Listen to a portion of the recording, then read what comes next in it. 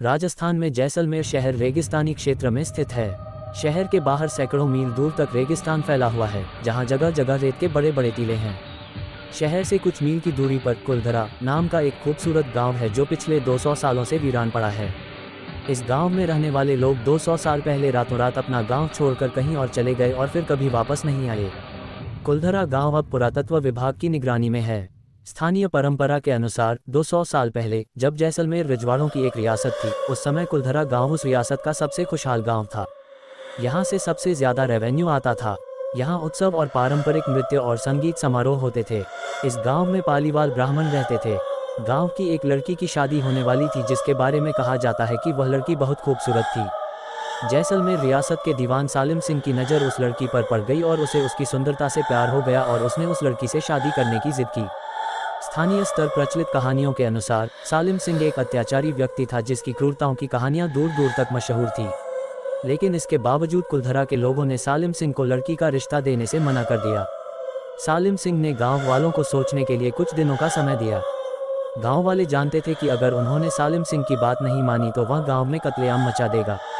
परंपरा के अनुसार कुलधरा के लोगों ने गांव के मंदिर के पास स्थित एक चौपाल में पंचायत की और अपनी बेटी और अपने गांव के सम्मान को बचाने के लिए हमेशा के लिए उस गांव को छोड़ने का फैसला किया। सारे गांव वाले रात के सन्नाटे में अपना सारा सामान, मवेशी, अनाज और कपड़े लेकर अपने घरों को छोड़कर हमेशा के लिए यहां से चले गए और फिर कभी वापस नहीं आए। जैसलमेर में आज भी सालिम सिंह की हवेली मौजूद है, लेकिन उसे देखने कोई नहीं जाता। जैसलमेर के पास स्थित कुलधरा गांव में कई लाइनों में बने पत्थर के मकान अब धीरे धीरे खंडर बन चुके हैं, लेकिन इन खंडहरों से अतीत में इस गांव के समृद्ध होने का पता चलता है। कुछ घरों में चूल्हे, बैठने की जगहों और घड़े रखने की जगहों की मौजूदगी से ऐसा लगता है जैसे कोई यहाँ से अभी अभी गया है। यहाँ की दीवारों से उदासी का एहसास होता है। खुली जगह में बसा होने की वजह से सन्नाटे में सरसराती हुई हवा की आवाज़ माहौल को और भी उदास बना देती है। स्थानीय लोग अपने बड़ों से सुनी हुई बातें बताते हैं कि रात के सन्नाटे में कुलधरा के खंडहरों में किसी के कदमों की आहट सुनाई देती है। स्थानीय लोगों में यह मान्यता भी काफ़ी मशहूर है कि कुलधरा के लोगों की आत्माएं आज भी यहाँ भटकती हैं।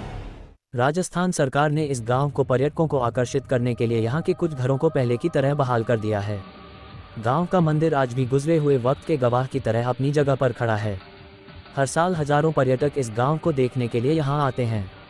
यहाँ के स्थानीय लोग इस गांव का बहुत सम्मान करते हैं। एक और मान्यता ये भी मशहूर है कि जब कुलधरा के लोग इस गांव को छोड़कर जा रहे थे तो उस समय उन्होंने ये श्राप दिया था कि यह गांव कभी नहीं बसेगा। उनके जाने के 200 साल बाद आज भी यह गांव जैसलमेर के रेगिस्तान में वीरान पड़ा है।